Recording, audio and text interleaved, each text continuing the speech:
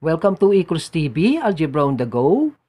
So, ang pag-uusapan po natin for today is linear equations in two variables using elimination method.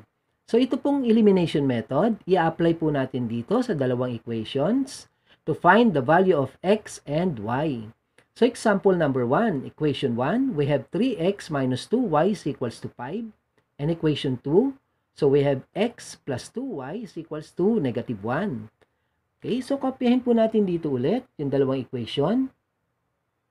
3x minus 2y is equals to 5 and x plus 2y is equals to negative 1. Okay, so let's first study the two equations. Kung ano po ang una nating i-eliminate. Pwede po kasing x terms and pwedeng y terms. So, kung mapapansin po natin dito sa equations na ito, so yung pong y terms ay pwede na po nating i-eliminate. So, yung pong y variable, meron po kasing pareho na numerical coefficient na 2 and they have a different signs. So, pag inad po natin ito, negative 2y plus 2y is equals to 0. So, this y terms is automatically eliminated. Okay, so let's find the value of x. So, i-add po natin yung equation 1 and equation 2. Okay, maglagay po tayo ng positive sign. So, 3x plus x, that is 4x. So, equals, so 5 minus 1 is equals to 4. Then, divide both sides by 4. Okay, so canceled. So, x is equals to 4 divided by 4 is equals to 1. Okay, so we have the value of x is equals to 1. Okay, so let's substitute the value of x to find the value of y. So, either of the two equations. So, piliin po natin ito. Equation number 2. Okay, so i-copy po natin dito. X plus 2y is equals to negative 1. Then, substitute the value of x equals to 1. Okay, so 1 plus 2y is equals to negative 1. So, 2y is equals to negative 1. So, ito pong positive 1, i-transpose po natin sa kabila, dito po sa right side. So, yung positive 1, magiging negative 1 po yan pag inilipat po natin dito. Okay, so we have negative 1. Okay, so 2y is equals to negative 1 plus negative 1. So that is negative 2. So divide both sides by 2. Okay, so canceled. So y is equals to negative 2 divided by 2. So equals to negative 1. So we have the value of y is equals to negative 1. Okay. So, isulat po natin dito yung value ng x and y. So, we have x is equals to 1 and y is equals to negative 1.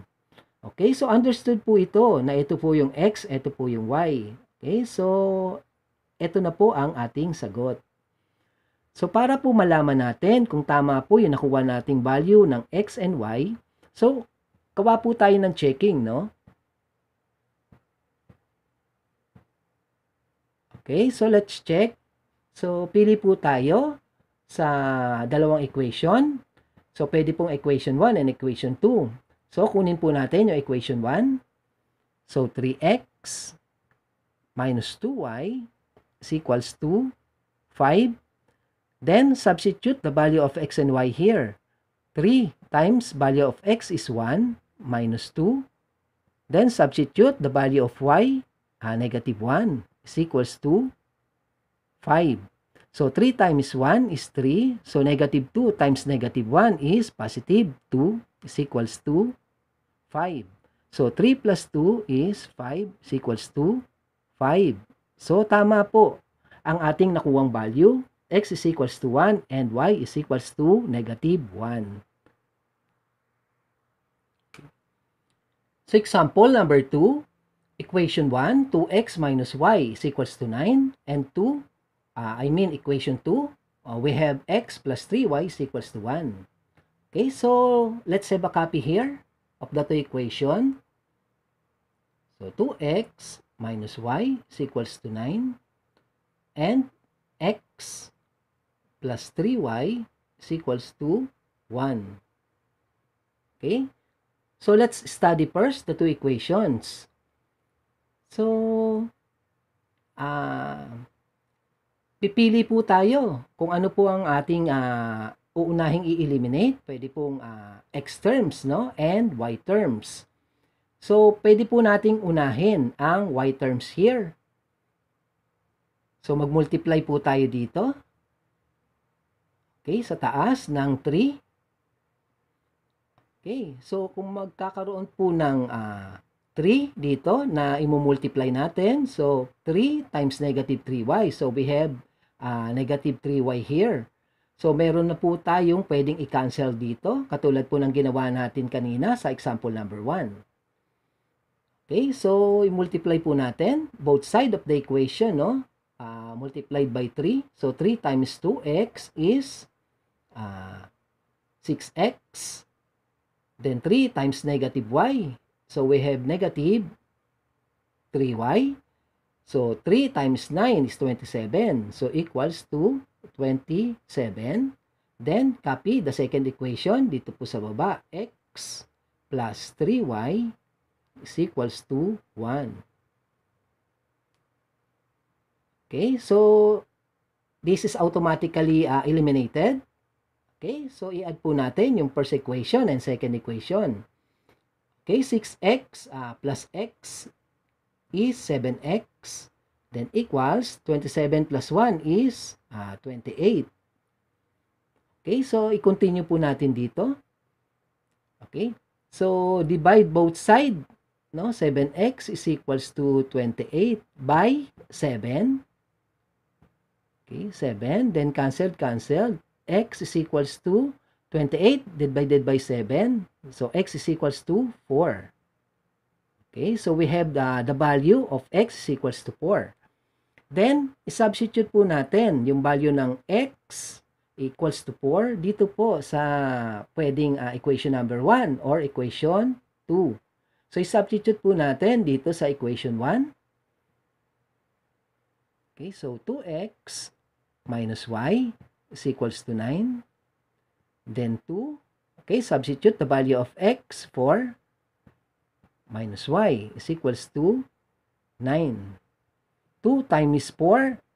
Okay, we have positive 8 minus y is equals to 9. Then, okay, i-transform po natin, no? O i-transpose po natin. I mean, yung negative y dito po sa right side. So, magiging positive y po ito. And then, yung 9, itatranspose po natin dito sa left side, magiging negative 9 po ito. Okay? So, y is equals to 8 minus 9. So, y is equals to 8 minus 9, we have negative 1. So, the value of y is equals to negative 1. Okay? So, i-check po natin kung tama po yung nakuha nating value, no? X is equals to 4 and y is equals to negative 1. So, bago po pala ang checking, so isulat po natin muna yung value ng x and y here. So, we have x is equals to 4. 4. And y is equals to negative 1. Okay, so ito po ang ating sagot. Okay, so i-check po natin kung tama po, no, ang nakuha nating sagot na value ng x at value ng y. Okay, so dito po yung checking. I-copy po natin, no, ang second equation. Okay, to check x plus 3y is equals to 1. Then, substitute the value. X is equals to 4. So, 4 plus 3 times the quantity. Y is equals to negative 1. So, equals to 1.